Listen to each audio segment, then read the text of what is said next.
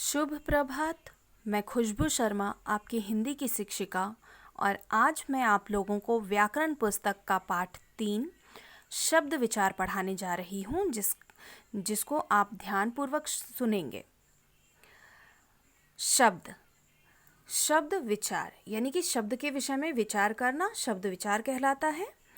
अब हम शुरुआत करते हैं। जो शब्द है वह कैसे बना है। शब्द वर्णों के सार्थक समूह से बनता है।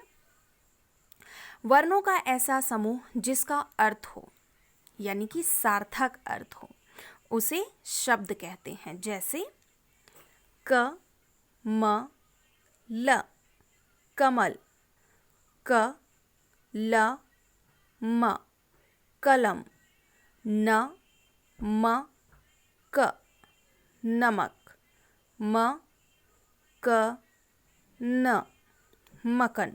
जैसा कि आपने देखा, मैंने 4 शब्दों को उच्चारित किया अभी, जिसमें से ऊपर के जो 3 हैं वह सही अर्थ दे रहे हैं, यानी कि वह सार्थक शब्द है, उसका कोई अर्थ निकल के आ रहा है। लेकिन जो आखिरी का जो शब्द है मकन, यह कोई अर्थ नहीं दे रहा है। इसका मतलब है कि यह निरर्थक शब्द है। जब भी हम शब्द के विषय में बात करते हैं तो हम सार्थक और निरर्थक के विषय में भी जानते हैं। क्यों? क्योंकि इसी से हमको शब्दों का ज्ञान होता है। आगे बढ़ते हैं। जो शब्द है, शब्द स्वतंत्र होते हैं। ये शब्दकोश में पाए जाते हैं। सभी को पता है, कोई भी जो शब्द है यदि आपको कठिन लगती है तो आप क्या करते हो, आप शब्दकोश में देखते हो, यानी कि डिक्शनरी में उसके अर्थों को देखते हो और उसके अर्थ मिल भी जाया करते हैं। पर जो वाक्य होते हैं उसके अर्थ आपको डिक्शनरी में नहीं मिलेंगे। हम आगे बढ़ते हैं, शब्द विचार की परिभाषा की तरफ बढ़ते हैं।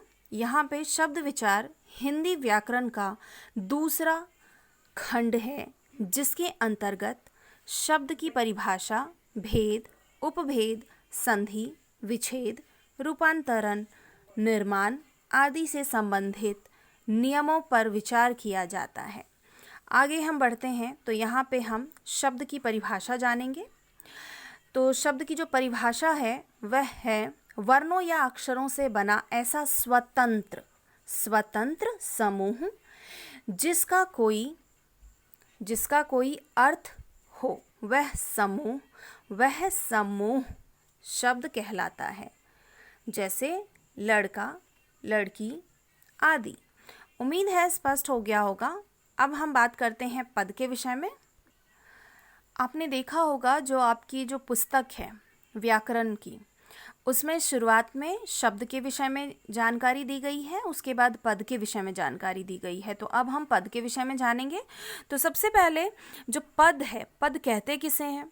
जब कोई शब्द किसी वाक्य में लगकर या प्रयुक्त होकर उसके अर्थ को पूरा करने में सहायता देता है, उसे पद कहते हैं।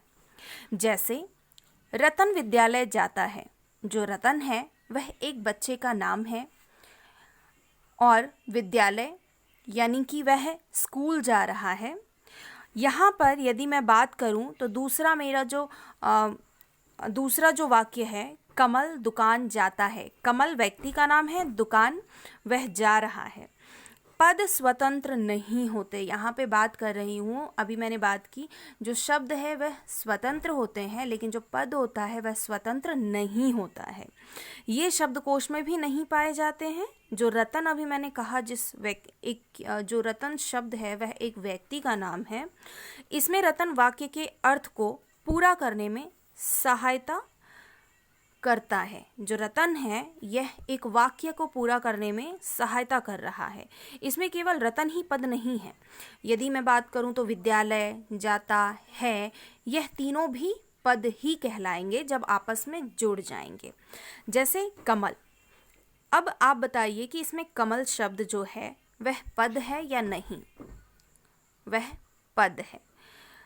लेकिन इसमें कमल पद है, लेकिन जब पहले मैंने जब कहा था कमल, जब मैंने शब्दों के बारे में बात की थी, उस समय जब मैं कमल के विषय में बात कर रही थी तो वह सिर्फ एक फूल था, है ना, वह सिर्फ एक शब्द था और उसका जो अर्थ निकल के आ रहा था फूल, या हम उसको किसी व्यक्ति का नाम कह सकते हैं, लेकिन यहाँ पे कमल पढ़ाया था तो वहाँ यह शब्द था क्योंकि वह वहाँ स्वतंत्र था। जब मैंने आपको कमल पढ़ाया था तो वह सिर्फ और सिर्फ एक कमल था और वह स्वतंत्र था, लेकिन यहाँ पर बंधा हुआ है, इसीलिए यह पद है। यानी वाक्य में जब हम इसको प्रयुक्त कर देते हैं, लगा देते हैं, तब यह पद बन जाता है। उम्मीद है स्पष्ट हो गया होगा आपको शब्द और पद। अब हम जानेंगे कि शब्द और पद में अंतर क्या है। तो सबसे पहले अब हम पद परिचय के बारे में जानते हैं। जो शब्द है वर्णों का सार्थक समूह होता है, और जब यह शब्द वाक्य में प्रयोग किया जाता है तो यह पद कहलाता है। अब क्यों कहलाता है पद, वैसे तो मैंने आपको बता दिया है, लेकिन फिर भी, क्योंकि वाक्य में प्रयुक्त होते ही वह व्याकरणिक नियमों से बंध जाता है, और नियमों में बंधने के बाद यह शब्द पद का रूप ले लेता है, और तब यह स्वतंत्र नहीं होता तथा वचन, लिंग, क्रिया, कारक आदि के नियमों से अनुशासित होता है। जैसे कि इसके विषय में मैं एक उदाहरण दे सकती हूँ। जैसे जब एक छोटा बच्चा होता है, अपने घर में बहुत शरारत करता है, अपनी मर्जी से चलता है, अपने हिसाब से चलता है। यदि घर के बड़े बुजुर्ग या मम्मी पापा उनको डांटते हैं या कुछ समझाइश देते हैं कि बेटा ऐसे मत करो, यहाँ मत बैठो, उसको तोड़ो मत, जहाँ से जो सामान उठाते हो उसको वहीं पे रखो, तो क्या होता है, बच्चे जवाब दे देते हैं कभी कभी पलटा करके, और कभी नहीं सुनते हैं, बिल्कुल जिद पे अड़ जाते हैं कि हम तो नहीं करेंगे। लेकिन जब वही बच्चा एक विद्यालय में जाता है, नियम कानून घर पे भी होते हैं, नियम कानून विद्यालय में भी होते हैं, लेकिन वहाँ पे दूसरों के बीच में जब रह करके वहाँ के रूल रेगुलेशन को जब बाकी के बच्चे फॉलो करते हैं तो उनको देख करके इनको भी वही चीज़ करनी होती है। और क्या होता है फिर वह बच्चा शरारत कम करता है और धीरे धीरे उन नियमों में ढल जाता है। तो वैसा ही कुछ यहाँ पे भी है। उम्मीद है समझ आ गया होगा। अब पुनः देखते हैं। जो वर्णों का सार्थक समूह है वह शब्द कहलाता है।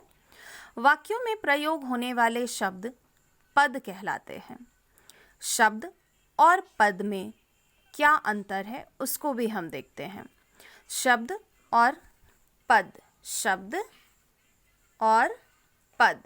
तो सबसे पहले वाक्य से परे शब्द होते हैं, यानी कि जब वह वाक्य में नहीं लगते हैं और अलग होते हैं तो वह सिर्फ एक शब्द होता है। जैसे कमल, नमक इत्यादि। यहाँ पर पद में वाक्य में प्रयुक्त शब्द पद होता है। जब हम किसी भी शब्द को वाक्य में प्रयोग कर लेते हैं, कमल विद्यालय जा रहा है, कमल दुकान जा रहा है, तो यह पद कहलाएगा। दूसरा है शब्द शब्दकोश में पाए जाते हैं। सभी को पता है कितनी भी मुश्किल जो शब्द होती है वह आपको शब्दकोश में मिल जाया करती है, लेकिन जो पद है उसके अर्थ आपको शब्दकोश में नहीं मिलेंगे। आप कहीं पे भी ढूंढ लीजिए, पद वाक्य में और भाषा में पाए जाते हैं। शब्द पर व्याकरण के नियम लागू नहीं होते। आप कोई भी शब्द बोल देते हैं कई बार, लेकिन उन शब्दों के लिए आपको बहुत बार डांट सुननी पड़ती है, क्योंकि आप कई बार शब्दों को तोड़ मरोड़ देते हैं। लेकिन वहाँ पे व्याकरण का कुछ भी लेना देना नहीं होता है वहाँ पे, क्योंकि जो व्याकरण है उसका कोई भी रोल नहीं होता है। लेकिन जब आप पद का प्रयोग करते हैं तो आपको बहुत सोच समझ के वाक्य का प्रयोग करना होता है, और यहाँ पे नियम लागू होते हैं। उदाहरण, बालक, कमल आदि। यहाँ जो बालक है, कमल है, वैसे तो बहुत सारे उदाहरण हैं शब्द में, लेकिन मैंने सिर्फ 2 लिए हैं। और यहाँ पे पद में मैंने उदाहरण लिया है बालक मेहनत करता है। बालक मेहनत करता है, जो बच्चा है वह मेहनत कर रहा है, तो यह एक पद बन गया। कमल पाठशाला जाता है, यह भी एक पद कहलाएगा। चलिए, उम्मीद है आपको समझ आ गया होगा इतना। अब हम आगे बात करेंगे शब्दों के वर्गीकरण की। यह पहला भाग है। अब दूसरे भाग में हम आगे बात करेंगे।